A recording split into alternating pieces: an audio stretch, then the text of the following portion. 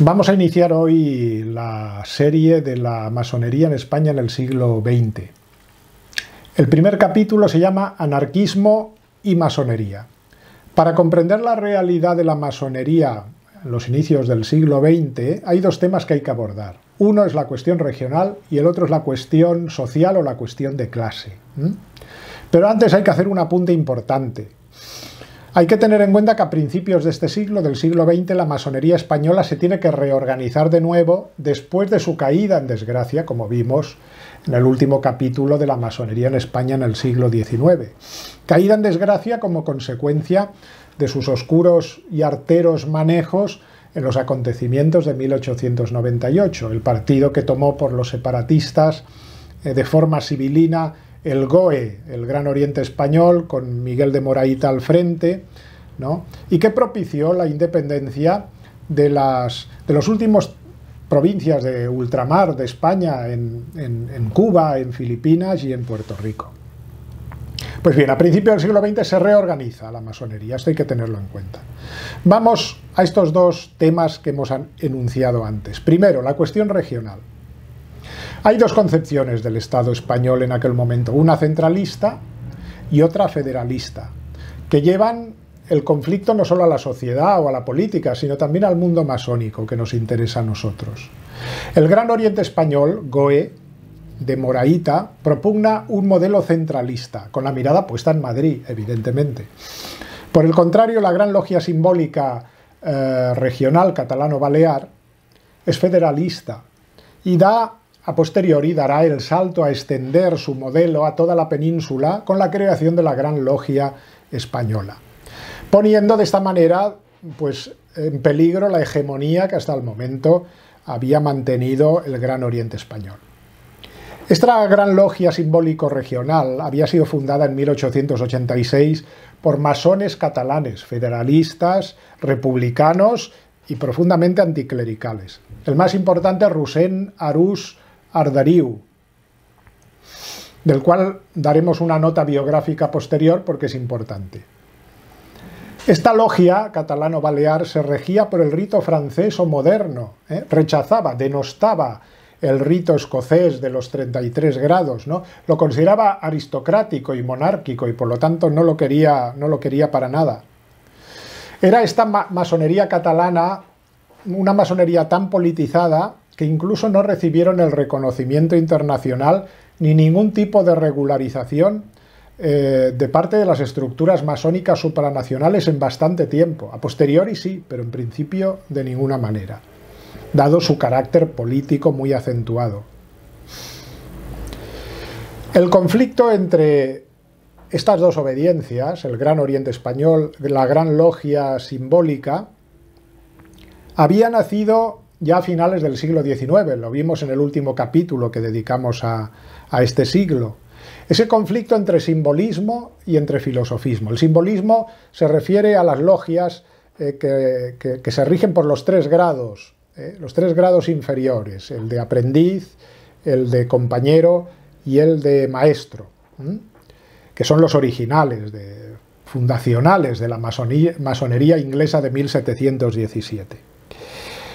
Este simbolismo se sentía de alguna manera oprimido, ¿no? O muchas veces controlado por lo que es el filosofismo, los grados superiores, que son perfeccionamientos del grado de maestro, hasta el grado 33 propio del rito escocés, ¿no? Entonces, existe ese conflicto entre simbolismo y entre filosofismo, y es lo que va a dar lugar a las crisis que ya hemos conocido desde finales del siglo XIX. Cristóbal Litrán, uno de los voceros más radicales de la catalano-balear, muy vinculado a Francesc Ferrer Guàrdia primero y después a Lerroux, afirmaba como propósito de la catalano-balear este objetivo, fijaos, desmonarquizar el cielo y republicanizar la tierra. Desmonarquizar el cielo, quitar a Dios de su trono, ¿no? Para republicanizar la tierra, para hacer la república de los hombres, ¿no? Este es el propósito, fijaos si es claro, ¿no? Pues bien, Esta masonería catalana siguió la misma suerte que el resto de la masonería española y desapareció, como decíamos, en la crisis de 1898,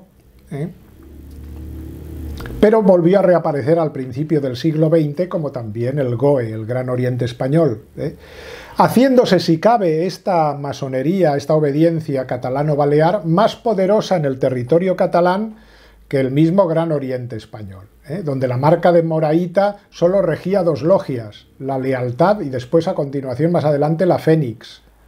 No obstante, el Gran Oriente Español siguió manteniendo su hegemonía en lo que era el conjunto del territorio español, con más de 100 logias. En 1914 hay un intento de pacto, de unión entre estas dos obediencias opuestas, el GOE y la Gran Logia Simbólica.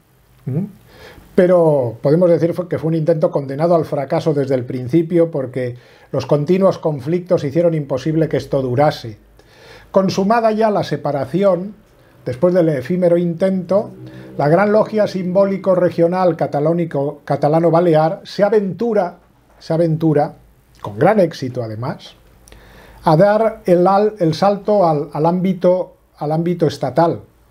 Podríamos decir a llevar su franquicia, ¿no?, al ámbito estatal, fuera de Cataluña, al resto de España, y crea así la Gran Logia Española. Esta regirá solo logias simbólicas de los 3 primeros grados, ya que el Supremo Consejo, que rige los otros hasta el 33, el Supremo Consejo del grado 33, está en manos del GOE, del Gran Oriente Español, ¿no? ¿Por qué? Porque la Federación Internacional de Supremos Consejos solo concedía un organismo como Supremo Consejo en cada nación. Por lo tanto, este estaba en manos del GOE. Y por lo tanto, la Gran Logia Simbólica solo regía eso, logias simbólicas.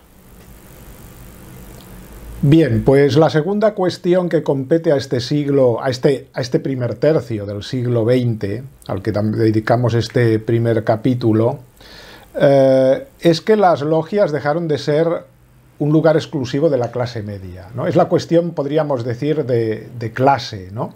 Si antes había una cuestión regional, también hay una cuestión de clase, ¿no? Se empiezan a incorporar a las logias otros estratos aparte de la clase burguesa, que es la que ha dominado desde el principio la masonería, aunque lo hacen de forma muy minoritaria. Las revistas, las publicaciones masónicas se ocupan con frecuencia de los problemas de la clase proletaria, pero eso sí, siempre desde una actitud yo diría paternalista, como proponiendo soluciones muy alejadas de lo que es el verdadero problema del proletariado, ¿no?, y el problema entre el capital y el trabajo. El GOE, el Gran Oriente Español, de talante más democrático, incluso va a crear lo que se llamarán logias para obreros, lo cual no deja de ser también una forma de segregación, ya que dichas logias son tratadas como menores de edad, como logias de adopción, que llaman ellos, ¿no?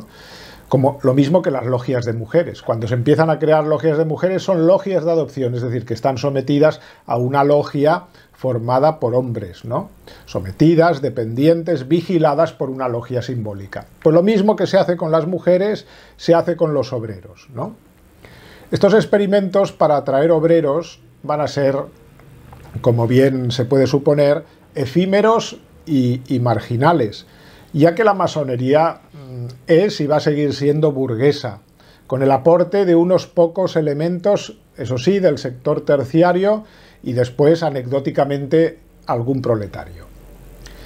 La Gran Logia Simbólica Regional Catalano-Balear, de la que hemos hablado, hará incluso menos por atraerse a los obreros, ya que la masonería catalana es mucho más clasista y mucho más acomodada, formada por burgueses principalmente. La masonería, en todo caso, si llega de alguna manera a los obreros, es sobre todo por su discurso librepensador y sobre todo anticlerical. Por aquí tiene cierta incidencia en el mundo obrero, ¿no? En esos obreros desencantados y agitados por las ideas socialistas. Es un caldo muy gordo que remueve con la cuchara de su propaganda la masonería durante este primer tercio del siglo XX. Los ingredientes de este caldo gordo al que me estoy refiriendo son muchos y son indigestos. El socialismo, el republicanismo, el lerrousismo, el anarquismo, el libre pensamiento, el obrerismo, el feminismo, el espiritismo y sobre todo el anticlericalismo. El intento de acercamiento de la masonería que quería manejar todo este entramado revolucionario no siempre fue bien visto por los diferentes grupos políticos.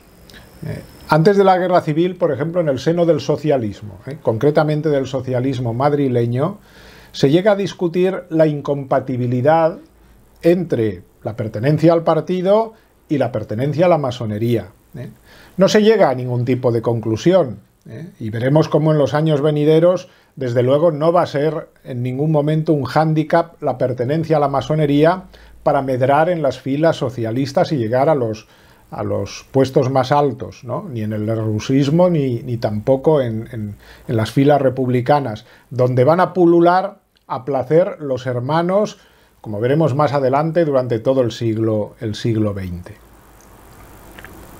Son los comunistas, estos sí, los que sí plantearán una incompatibilidad total, ya que la estructura, por decirlo así, y visión totalizante que tiene el comunismo pesa demasiado. El comunismo es una especie de cosmovisión, lo abarca todo, con lo cual no puede convivir con otras formas de pensar o ideologías. Por esta razón, tras la revolución de octubre de 1917, en Rusia, la Tercera Internacional prohibió en 1921 la pertenencia a la masonería. La pertenencia a la masonería de los miembros del Partido Comunista, quiero decir, por considerar la masonería una institución profundamente burguesa. Bien, ahí sí que vemos la incompatibilidad que de alguna manera hace patente el Partido Comunista. También entre los anarquistas hubo diatribas. El Congreso de Zaragoza de la CNT aprobó una resolución que prohibía que los masones ostentasen responsabilidades dentro del sindicato. En todo caso, hay que tener en cuenta que esta decisión se toma cuando ya empieza a organizarse el anarquismo, ¿no? Cuando el anarquismo se organiza ya sindicalmente. Es entonces cuando se plantea de alguna manera levemente la cuestión de la incompatibilidad, no antes. Porque el número de anarquistas, sobre todo al principio, que van a estar presentes en la masonería son muchos. La relación entre masonería y anarquismo va a ser estrecha y viene de lejos, como vamos a ver a continuación. Me estoy refiriendo a Cánovas del Castillo, presidente del gobierno. Él ni era anarquista ni era masón, pero fue víctima de estas dos ideologías. Fue asesinado en 1897 por el anarquista italiano Michele Angiolillo, que le descerrajó, como sabéis, tres disparos a quemarropa. La conjura de la que formaba parte este Angiolillo, y de la cual fue simplemente el peón, el ejecutor y además el cabeza de turco, apunta a los intereses independentistas de Cuba a través de un puertorriqueño, Emeterio Betances, y también en contacto con el republicanísimo José Náquens, al cual vamos a estar muy atentos. Este era director de la legendaria publicación llamada El Motín, el nombre lo dice todo, vocero del anticlericalismo más rampante y más violento. Tanto Náquens como el puertorriqueño Betances, y probablemente Angiolillo, no lo sabemos con certeza, eran masones. Hay que tener en cuenta esto. Deseaban hacer desaparecer a Cánovas del Castillo, que era el único que de alguna manera había sido partidario de continuar la lucha y la defensa de las provincias de ultramar contra los separatistas de aquellas regiones. Pues bien, esta conjura de masones, de anarquistas, ¿no?, va a dar paso, con la muerte de Cánovas del Castillo, a la presidencia del gobierno de un masón de Sagasta, en España, que va a ser el que va a allanar el camino de la pérdida de las provincias de ultramar. Todo esto con la connivencia del presidente americano, que va a declarar la guerra a España, McKinley, también masón. Bien. La hispanofobia hermanaba todo este caldo de cultivo, el separatismo, el socialismo, el anarquismo. Como dice Pío Moa, siempre muy bien informado, que aunque esas tendencias entre sí se detestaban, las unían tres puntos fundamentales: la concepción de España como una nación frustrada, consideraban ellos, ¿no?, de tradición nefasta y de historia enferma, anormal, como se solía decir en estos foros, ¿no? Segundo, una inquina radical hacia la Iglesia. Y tercero, la versión extrema contra el régimen liberal de la Restauración. Bien, la masonería, como digo, removía y alimentaba todo este caldo gordo. Volvamos a José Nackens. Vuelve a actuar, se libra la primera vez. Anguiolillo es ejecutado en el Garrote Vil, pero Nackens sale bien parado. Y vuelve a actuar en Madrid en 1906, encubriendo en esta ocasión a otro anarquista y masón, Mateo Morral, autor del atentado en la calle Mayor contra Alfonso XIII y su esposa el día mismo de su casamiento. Atentado deleznable que dejó decenas de muertos y heridos entre personas inocentes, mujeres, niños, ancianos que estaban en plena calle contemplando el paso de la comitiva. Esta conspiración republicana y anarquista pretendía un levantamiento que destronase y derrocase al régimen liberal e instaurase la república. El origen de este contubernio, ¿cuál es? El origen es la llamada Escuela Moderna, fundada por Francesc Ferrer Guàrdia, para, como él dice, introducir las ideas de la revolución en el cerebro de los niños, a fin de destruir las sociedades de sus fundamentos, dice. Ferrer predicaba una revolución sangrienta, ferozmente sangrienta, llega a decir. Pues si ha de salir de ahí la purificación de las conciencias, que corra la sangre a torrentes, ¿no? Este es el propósito. Ferrer Guàrdia defendía una unión entre la burguesía atea de izquierdas y el movimiento obrero. Mateo Morral va a ser el señorito catalán, masón, como decía, de ideas romántico-anarcoides, ¿no?, y de vida disoluta, que trabajaba en la fundación de Ferrer Guàrdia y que fue el instrumento del atentado, el instrumento material. Acabó suicidándose, dijeron las primeras noticias, al no poder escapar. A posteriori no cupo duda de que lo suicidaron, más bien, como desvelan los estudios forenses y balísticos posteriores. Ferrer salió indemne, Ferrer Guàrdia, gracias a quién, a la protección, evidentemente, de las logias y de sus medios afines, que también dejaron de nuevo en borrajas la condena contra Nackens. Detenidos y llevados a juicio, el fiscal pedía para Ferrer Guàrdia 16 años. A los pocos meses de su ingreso en prisión quedó totalmente en libertad. Ese gran experto en masonería en España, que era Ricardo de la Cierva, decía que el proceso contra Morral, Francisco Ferrer Guàrdia y José Nackens empezó a sufrir sospechosas demoras en medio de ocultas y crecientes presiones. Pero hay más, no acaba aquí la acción del anarquismo y de la masonería. Estalló la llamada Semana Trágica, y lo fue en verdad trágica, con la quema de 62 edificios religiosos en Barcelona. Esto era la última semana de julio de 1909, en la que de nuevo el anarquista y masón Ferrer Guàrdia tuvo parte importante. Un escritor de la época dijo, hablando de la Semana Trágica, se asesina, se satisfacen venganzas personales, se queman iglesias, se asesinan sacerdotes, se violan religiosas y hasta algunos energúmenos bailan por las calles con cadáveres de monjas.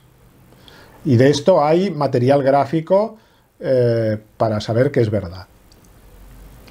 Esta vez, por fin, sí fue juzgado en consejo de guerra Francesc Ferrer Guàrdia y fue condenado a muerte y fue ejecutado a pesar nuevamente de la presión, en este caso la presión incluso internacional del anarquismo y de la masonería, que crearon el mito heroico de Ferrer Guàrdia, ¿no?, como víctima, ¿no?, del oscurantismo español.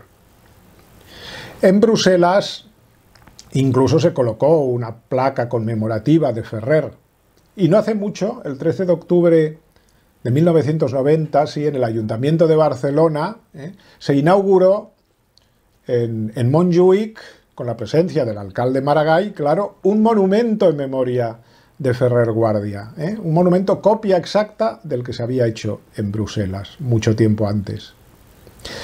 Dejemos claro quién era Ferrer Guardia. Nos lo dice Unamuno. Unamuno dice esto de este individuo: se fusiló con entera justicia al mamarracho de Ferrer, mezcla de tonto, loco y criminal cobarde, aquel monomaníaco con delirios de grandeza y erostratismo, manía que lleva a cometer delitos para conseguir renombre, y se armó una campaña indecente de mentiras, embustes y calumnias para salvarlo. Bien.